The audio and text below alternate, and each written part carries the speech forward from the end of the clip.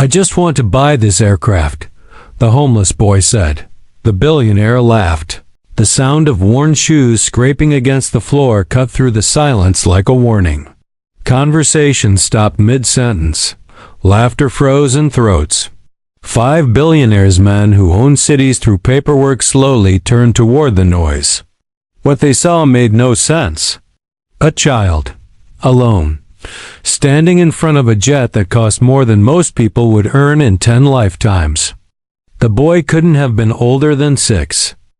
His clothes were faded and loose, hanging from his thin frame as if borrowed from a harder life. Dust clung to his sleeves. His shoes were cracked at the soles. Yet his eyes, dark, steady, unflinching, didn't belong to someone who was lost or afraid. He looked directly at the jet, then at the men. "I want to buy this aircraft," he said. For a heartbeat, the world stopped. Then the laughter exploded. One billionaire laughed so hard he had to turn away. Another pointed openly at the boy, shaking his head in disbelief. Phones came out not to help, but to record. This was entertainment. This was absurd. "You hear that?" one man said between laughs. "The kid wants to buy the jet." The tallest man stepped forward, the owner. His suit was flawless. His watch alone could have fed a village for years. He looked down at the boy the way people look at something broken on the street. "This isn't a playground," he said calmly. "How did you even get in here?" The boy didn't answer the question. "I'm serious," he said again. "I want to buy it." That confidence irritated them. A man with a trimmed beard crouched slightly, pretending kindness. "Listen, kid. This plane costs more than hospitals, more than schools, more than everything you've ever seen." "I know," the boy replied. The laughter faded just a little. The owner narrowed his eyes. "Then tell me," he said, crossing his arms, "how a homeless child plans to pay for a $40 million aircraft." The boy took a breath. "I don't look homeless," he said.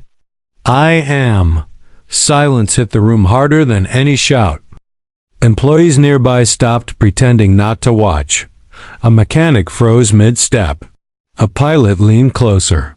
Something about the boy's voice didn't match his age. There was no begging in it, no shame, only truth. The owner scoffed. "This is ridiculous. Security." "Please," the boy interrupted softly. "Just look." The owner laughed again. "Look at what?" The boy reached into his sweater pocket, slowly, carefully, as if what he carried mattered more than anything else in the room. Phone zoomed in. Out came an envelope, old, creased, fragile. "That's it?" One man mocked. "What is that, lunch money?" The boy held it out with both hands. His arms trembled not from fear, but from the weight of memory. "My father said," the boy began, his voice steady but quiet, "that one day, when people laugh at me like this, I should give them this."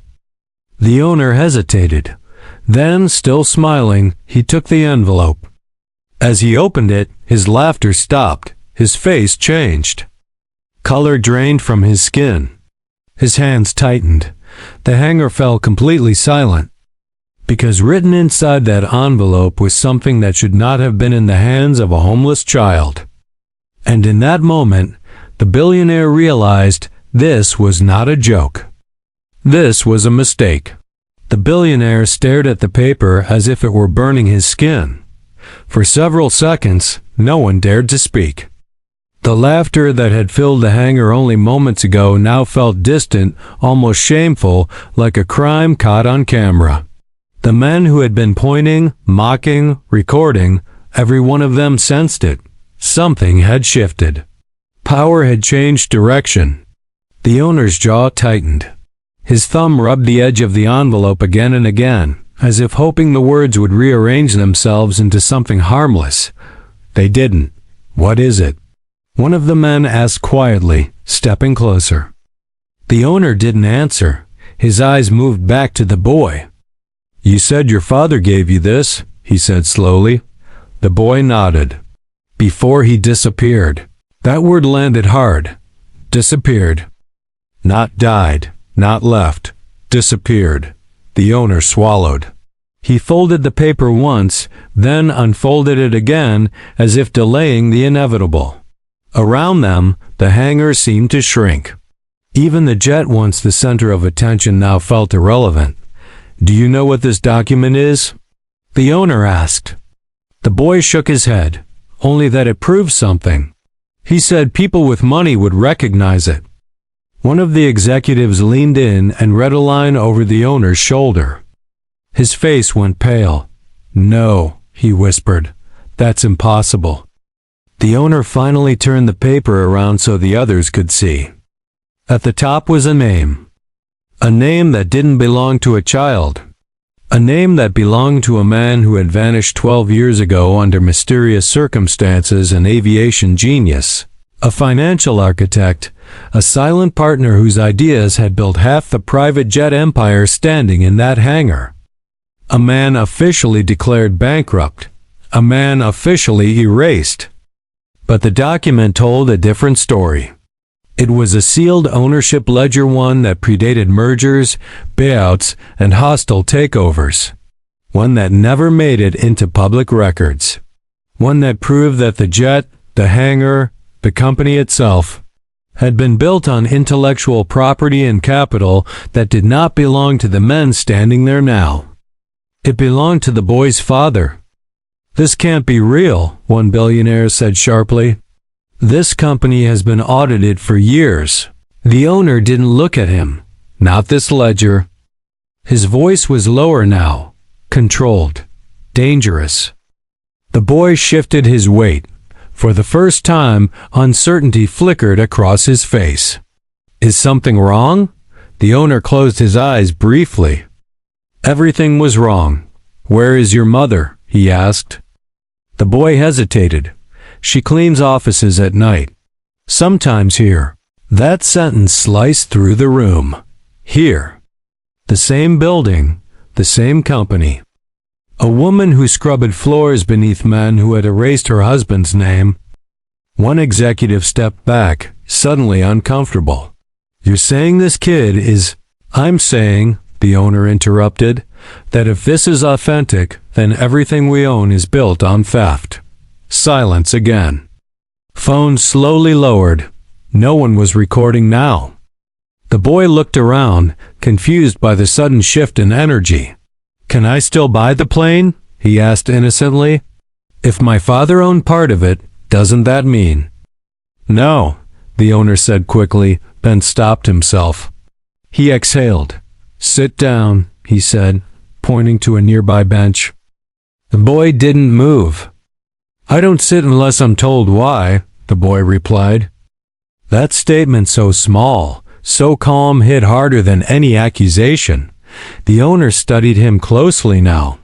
Not as a nuisance, not as a joke, but as something dangerous in a way he hadn't expected.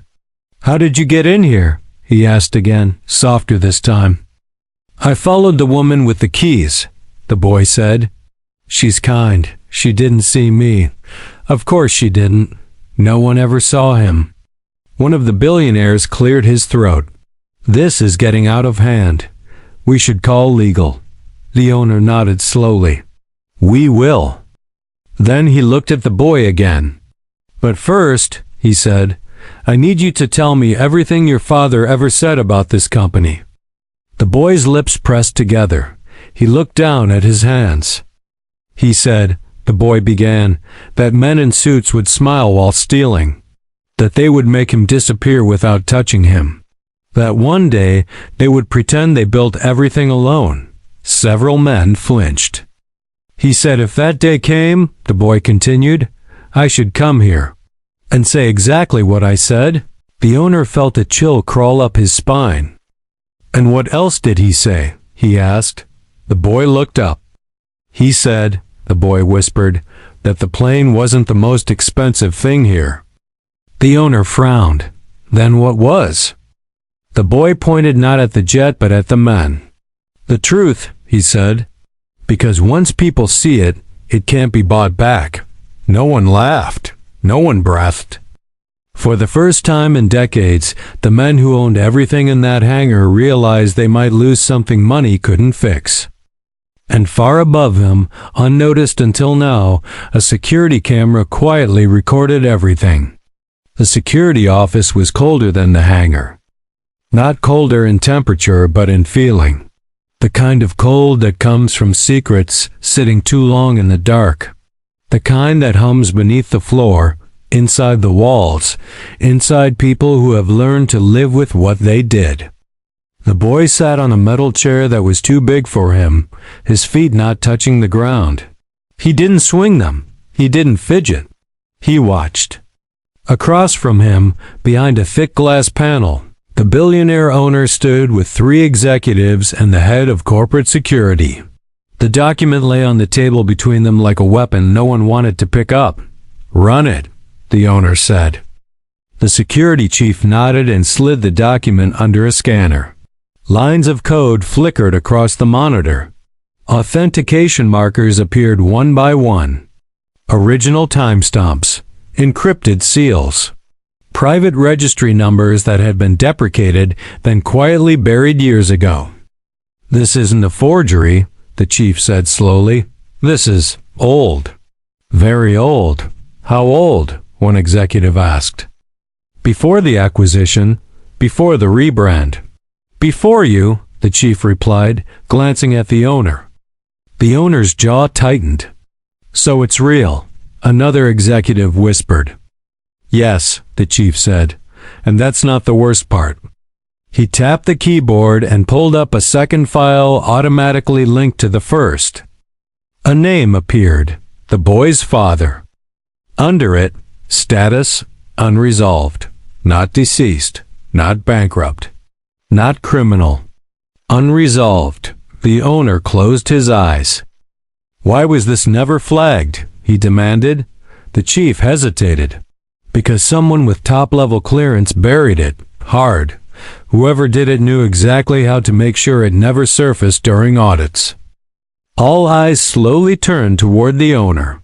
"I didn't do this," he said immediately. "I wasn't even on the board back then." "No," the chief agreed. "But someone who trained you was." Silence pressed in again. Behind the glass, the boy watched their faces shift. Fear didn't look like shouting. It looked like men suddenly remembering things they'd told themselves to forget. The owner turned and stepped into the room. Up close, the boy noticed something different about him now. The confidence was still there, but it was cracked. Just slightly. "Your father," the owner said, lowering himself into the chair opposite the boy, "was brilliant." The boy didn't react. He designed systems that saved this company millions. He saw risks no one else did. He believed in fairness. That everyone involved deserved credit. The boy tilted his head. "That sounds like him." The owner swallowed. "He also made enemies." "Did you make him disappear?" the boy asked quietly. The question landed without anger, without accusation, just fact. The owner met his gaze. For a moment, it looked like he might lie. Then he didn't. "No," he said, "but I benefited from the people who did." The boy absorbed that. "Where is he?" the boy asked. The owner exhaled slowly. "That's what we never found out." The boy's fingers curled slightly. "That's not true?" The owner froze. "What do you mean?" The boy looked toward the glass, where the executive stood watching. "My father didn't disappear. He was erased." "Those are different things." "How would you know?" the owner asked. "Because," the boy said, "he taught me how erasure works." The owner leaned forward. The boy continued, his voice steady. He said if you remove someone's name from contracts, delete their access, freeze their accounts, and make them legally invisible, then when they vanish, no one asks why. The owner felt a knot tighten in his chest. "He told me," the boy went on, "that the most dangerous prison isn't a cell. It's poverty mixed with silence." The owner said nothing. "My mother didn't clean offices because she wanted to," the boy added. She did it because every door closed at once. Because no one would hire the wife of a man who officially never existed. The owner looked away. Why now? He asked. Why come here now? The boy's eyes lifted. Because today, he said, the jet you laughed about was scheduled to be sold. The owner's head snapped back. How do you know that? My father told me, the boy replied. He said the day you tried to sell the last piece, that's when the truth has leverage. The owner felt something close to awe and dread.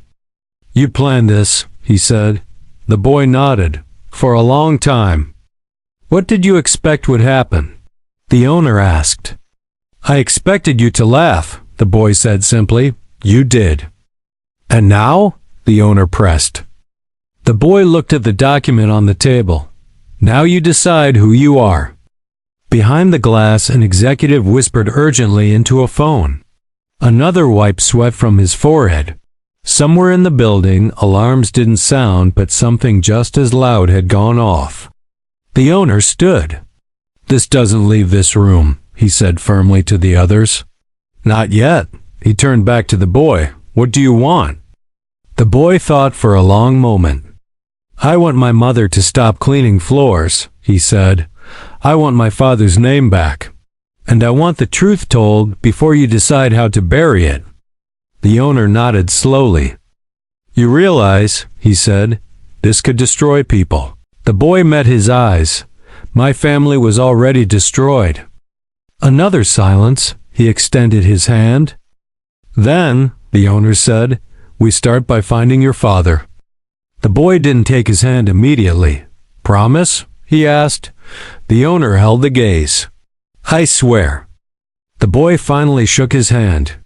Outside the room, the security chief cleared his throat. There's something else, he said. What? The owner asked. We just pulled archived footage, the chief replied. From 12 years ago, a parking garage, the night your father vanished.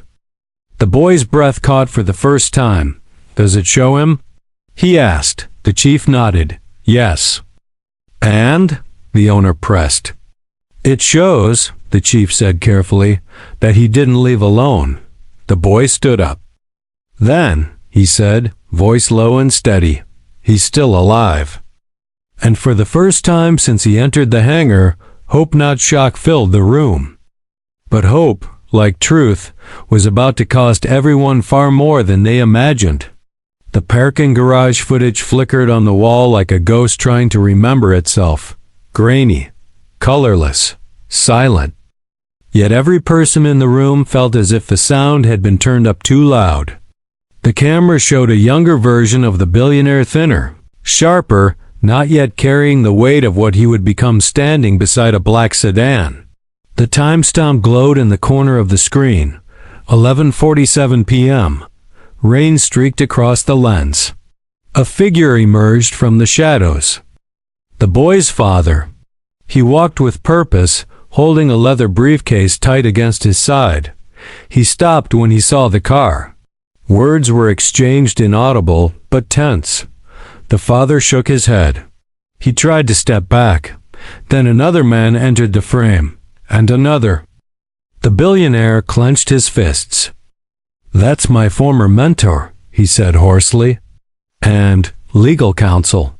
The footage showed the father being guided, not dragged, not struck, but guided toward another vehicle. The door closed. The car pulled away. The screen went black. That vehicle, the security chief said quietly, was registered to a shell company.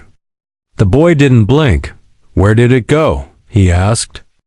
The chief took a breath.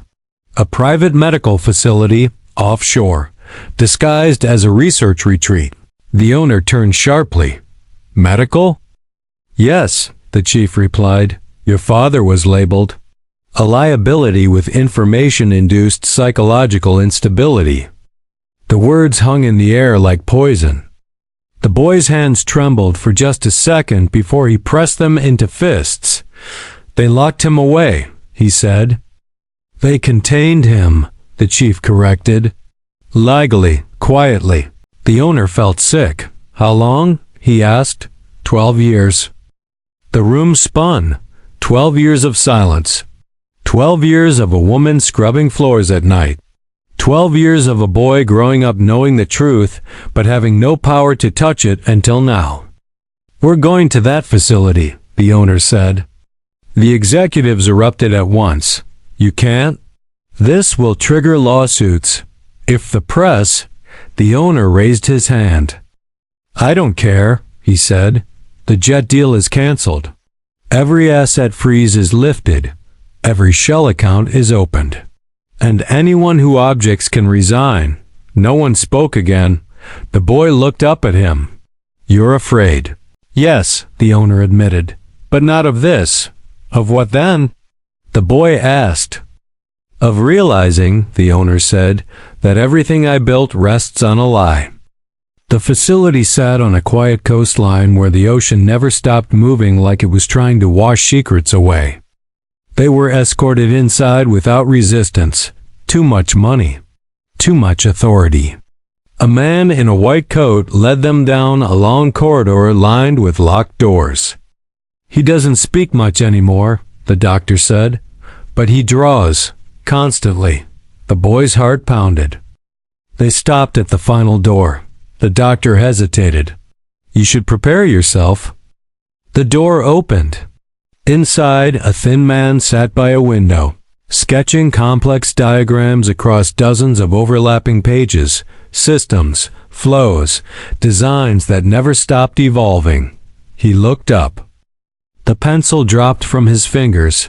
The boy stepped forward. Dad? The man stared. Something moved behind his eyes. Confusion, recognition, pain. Then slowly his face crumpled. My son? He whispered. The boy ran. He collided into his father's arms, sobbing silently, clutching like the world might steal him again.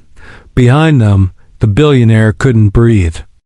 I'm sorry, he said, voice breaking. I didn't stop them. The father looked up, eyes sharp despite the years. But you came back. Yes, the owner said. And I'll spend the rest of my life fixing this. The father studied him for a long moment. Then start by telling the truth, he said. The press conference shook the world. The billionaire stood before cameras, documents projected behind him, his voice steady but unguarded. I benefited from corruption, he said, from erasure, from silence. Today, that ends. He named names, released files, opened sealed cases. Executives resigned, lawsuits followed. Stock prices dipped and then stabilized, stronger than before. Because truth, once exposed, builds differently. The boy and his parents stood off stage. What will you do now? The owner asked the boy afterward. The boy smiled not proudly, not triumphantly, but calmly. Learn, he said. Build. Make sure this never happens again. The owner nodded. You already did.